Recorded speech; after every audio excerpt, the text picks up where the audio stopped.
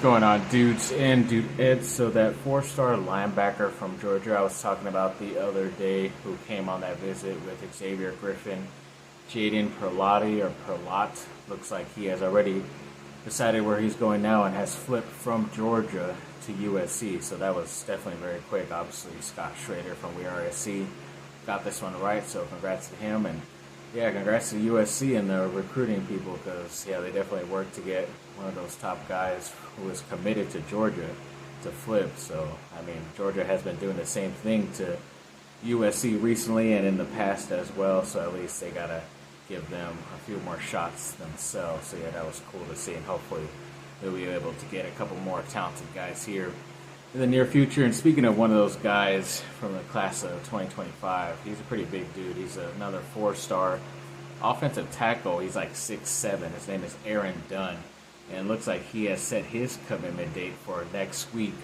on August 8th. And I know he's from the state of Utah, so obviously the Utah Utes and BYU, who are in his top like 5 or 6, are kind of high on his list. But when he had visited USC officially, he had some high praise for them as well, for the recruiting staff and the coaches and stuff. So hopefully he ends up choosing USC, because that's just once again another guy who's like 6'6" and taller committing to USC's future class. So that would be pretty crazy. But looking forward to seeing where he ends up in the near future. And there was another four-star player from that 2025 class. I believe it's the four-star running back, and Deshaun Redo, and he recently put USC in his top 12 as well. So yeah, that's always nice to see, especially a four-star running back. Always need those very talented running backs. I know they added at least one and then two the year prior, so they could always take at least one guy in every class. So hoping this is the guy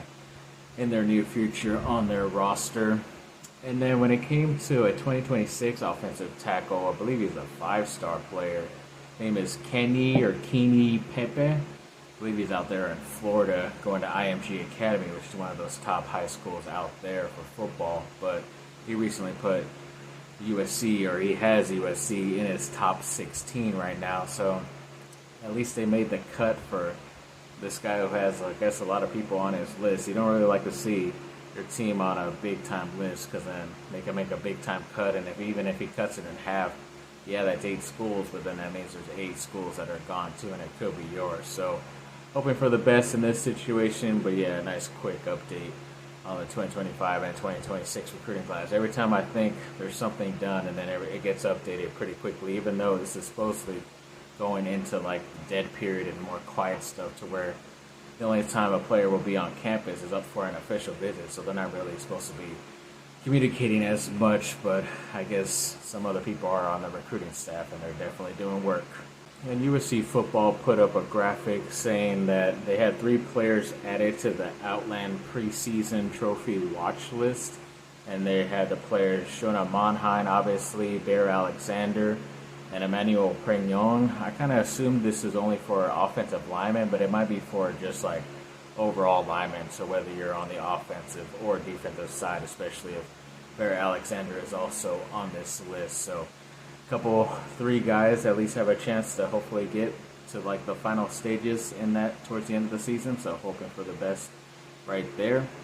And then there was some talk about Bronny James at Summer League and all this stuff, and Lakers rookie Blake Hinson kind of squashed all those rumors about how Bronny was getting special treatment at Summer League, and kind of like, I guess, being force-fed the time to play during the games, and not like allowing other players, especially guys who are really trying to fight for a roster spot, because everybody kind of assumes that Bronny's going to make the roster no matter what, obviously, since he signed a regular contract and not a two-way deal. But he says it's all nonsense, and I don't know why that story came out. Obviously, it seems a bit more like ESPN and some other news outlets were kind of giving Bronny more of the attention compared to him trying to get attention for himself, or even the coaches doing it. Obviously, him and Dalton Connect, their first-round pick, were going to get playing time, because they need to see what those guys can do, because hopefully they can help out this team throughout the season. But yeah, I guess it's just the way it's going to go with Bronny James and all that kind of criticism for now on.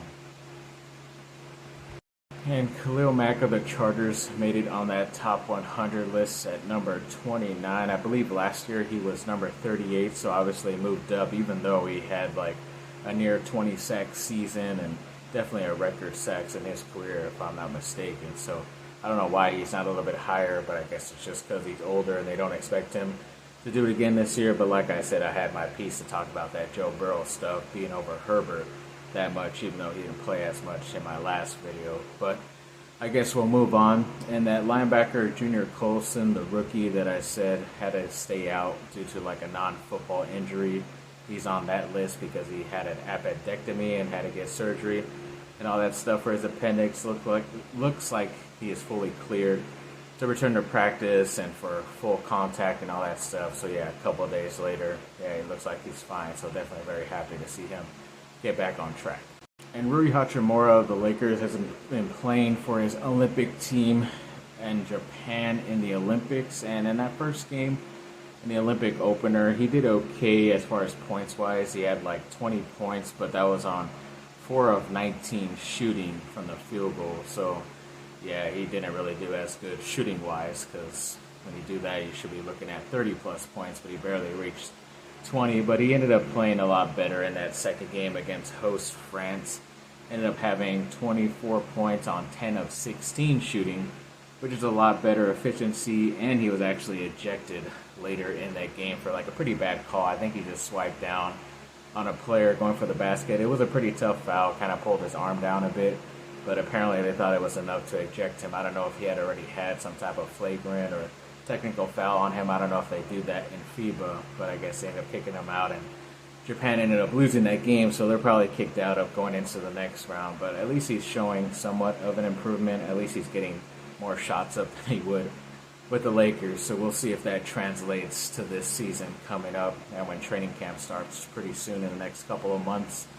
And then that college football 25 EA Sports game, I think they recently announced that they reached over like $500 million in total sales, which is pretty crazy, especially because of how many games they basically gave out free to all those players who signed up. But yeah, a lot of people were waiting and wanting to play this game. I still haven't gotten a chance to play it. I'm hoping with my birthday coming up later in August that it might get picked up by one of my family members from myself. So hoping for that. And if not, then I have a little bit of extra money to go get it myself around then. So hopefully we'll have an update on that within the coming weeks.